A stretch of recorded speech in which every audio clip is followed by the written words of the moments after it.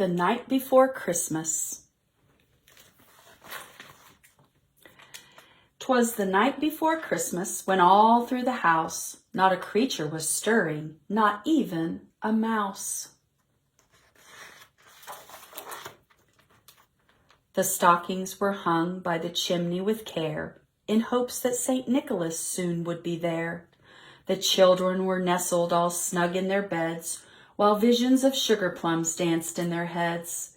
And Mamma in her kerchief and I in my cap had just settled down for a long winter's nap. When out on the lawn there arose such a clatter, I sprang from my bed to see what was the matter. Away to the window I flew like a flash, tore open the shutters and threw up the sash.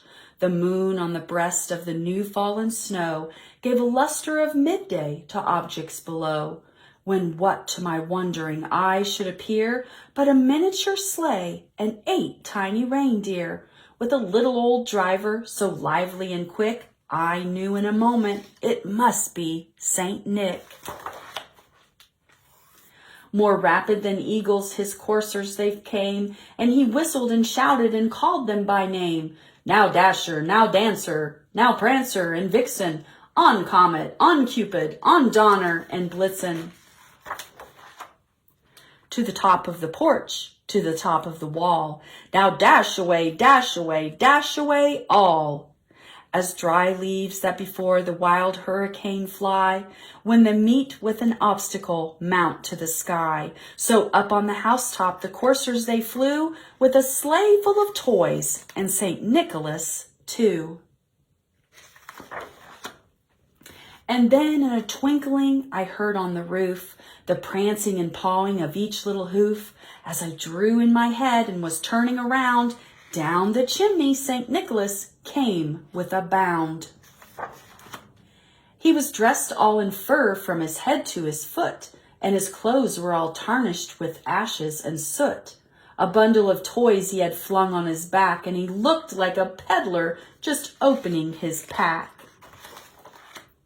His eyes, how they twinkled, his dimples, how merry. His cheeks were like roses, his nose like a cherry. His droll little mouth was drawn up like a bow, and his beard on his chin was as white as the snow. A stump of a pipe he held tight in his teeth, and the smoke it encircled his head like a wreath. He had a broad face and a little round belly that shook when he laughed like a bowl full of jelly. He was chubby and plump, a right jolly old elf, and I laughed when I saw him in spite of myself. A wink of his eye and a twist of his head soon gave me to know I had nothing to dread. He spoke not a word, but went straight to his work and filled all the stockings, then turned with a jerk. And laying his finger aside of his nose and giving a nod, up the chimney he rose.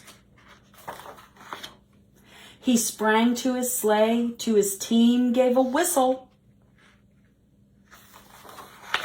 and away they all flew like the down on a thistle.